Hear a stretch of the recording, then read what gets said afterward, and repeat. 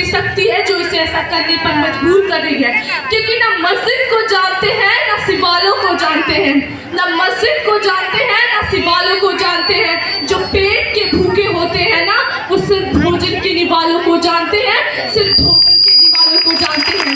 अपने परिवार, अपने समाज, अपने राष्ट्र के लिए समर्पण का भाव है देशभक्ति, और हर देशद्रोही के जीवन में आने वाला तूफान है हमारी सच्ची देशभक्ति, ताकि हर देशद्रोही ये समझ सके कि अगर तू परिंदा है तो ये आसमान तेरा है, अगर तू दरिंदा है तो ये शमशान तेरा है।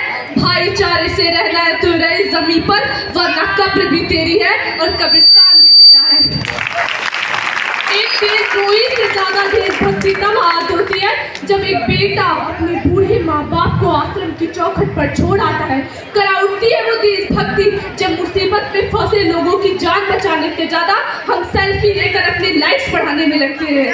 आज के इस दौर में वो युवा जिनके ऊपर जिम्मेदारी थी अपने राष्ट्र, अपने समाज, अपने देश को आसान से बांधे रखने की, आज वही युवा 4x4 इंच की स्क्रीन पर अपनी कोमल अंगुलियों के मात्र घर्षण से अपनी भावनाओं की इमोजी भेज रहा है। 4 बोतल वोट का काम मेरा रोजगार भारत का भविष्य तबाह कर रखा है। और मैं बता दूं, आज भी हमारा देश महिला सुरक्षा के मामले में चौथे नंबर पर आता है। हम नहीं कैसे समाज में जीते हैं जहाँ पत्थर की मूर्त को लगते हैं 56 भोग, और भूखे नंगे तड़पते सो जाते हैं लोग, भूखे नंगे तड़पते सो जाते हैं लोग।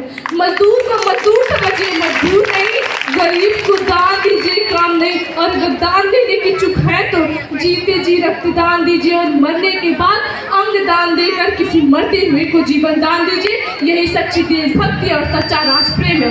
ना संसार मेरी बहन न रब मेरा है, ना संसार मेरी बहन न रब मेरा है, और ना ही बड़ा सा नाम मेरा है। मुझे तो बस इतनी सी बात का गुरूर है कि मैं भारत की हूँ और ये भारत मेरा है। परंतु एक वैचारिक बीमारी हमारे समाज में मुझे नजर आती है। कहा जाता है दुनिया के सबसे बड़े लोकतंत्र है जहाँ हिंदू पैदा होते हैं, मुस्लिम, सिख और ईसाई पैदा होते हैं, परंतु बदकिस्मती से अब इंसान पैदा नहीं होते। और मेरे विचारों में ना हिंदू की जरूरत है ना मुसलमान की जरूरत है, राष्ट्र निर्माण के लिए केवल एक अच्छे इंसान की जरूरत है, एक अच्छे इंसान की जरूरत है। सोच कर देखिए, ये पेड़ पौधे शाखाएं भी परेशान हो जाए अगर परिंदे भी हिंदू और मुसलमान हो जाए।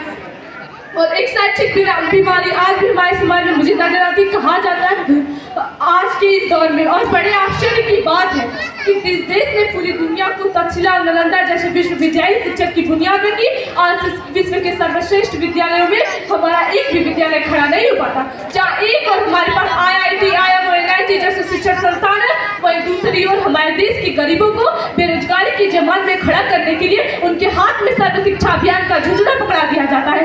और इस बीमारी की, शैक्षणिक बीमारी का केवल एक कारण है, वो ये कि हमारे समाज की, हमारे देश की शिक्षा नीति केवल 2 तरह के लोगों के लिए बनती है। पहला वो जो विद्वान है और दूसरा वो जो धनवान है। इसी तरह की कई बीमारियां हैं, और इन बीमारियों का जो कारण है ना, वो इन बीमारियों की जो कारण है वो हमारा अंधविश्वास। और जब तक इस देश का युवा अपनी सफलता के लिए मंदिरों में जा जाकर नारियल फोड़ फोड़कर भगवान को रिश्वत लगाता रहेगा, हमारे समाज का शिक्षित वर्ग ही बिल्ली की रास्ता काटने पर खड़े हो जाना, अपनी जाति, अपने धर्म को ऊंचा मानकर दूसरों की धर्म की अवहेलना करता रहेगा, तब तक ना तो हमारा राष्ट्र निर्माण से अंधविश्वास खत्म होगा और ना ही हमारा राष्ट्र निर्माण संभव होगा। हमारी संस्कृति, हमारी सभ्यता को दुनिया ने शीश नवाया है, तो क्यों आस्था के नाम पर हमने अंधविश्वास फैलाया है। और मेरे विचारों में हमारा राष्ट्र निर्माण तब संभव होगा जब इस देश में महिलाओं की पूजा नहीं बल्कि उनकी इज्जत की जाएगी। असल मायने में हमारा राष्ट्र निर्माण तब संभव होगा जब एक गरीब बच्चा मध्याह्न भोजन के लिए नहीं, अभी तो ज्ञान अर्जन के लिए सरकारी चौखट पर कदम रखेगा। और हमारा राष्ट्र निर्माण तब तक संभव नहीं होगा जब तक एक नागरिक नैतिक रूप से सटीक, चारित्रिक रूप से भ्रष्ट, मानसिक रूप से दिवालिया, धार्मिक रूप से अंधा, राजनैतिक रूप से गंदा, शैक्षिक मूल्यों के आंकड़ों में चिन्ह पैपन्नमयी अखंड भारत को खंड खंड करता है।